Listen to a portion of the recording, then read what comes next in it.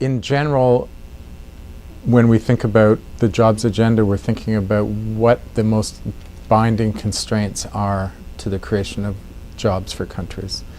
And in different country contexts, different factors come out as the most binding constraints. Now that can be labor regulations. We can think of examples of countries where the creation of jobs is being constrained by labor regulations that are not the right, most suitable labor regulations for that country, institutions that don't serve the needs of the country that well. But when we look at the global reality, my guess would be that that describes a relatively small number of countries.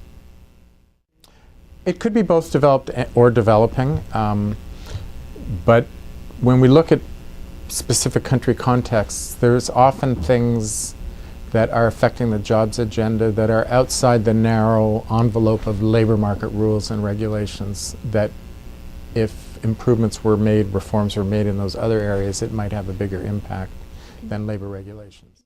It could be, for example, skills in some country, where the human capital of the country is not developed enough and is holding that country back.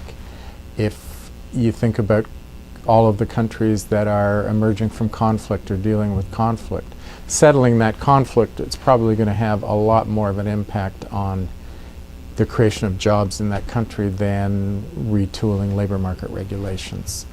Urbanizing countries where their development of good jobs depends on building up competitive light manufacturing industries that will be the source of high levels of exports.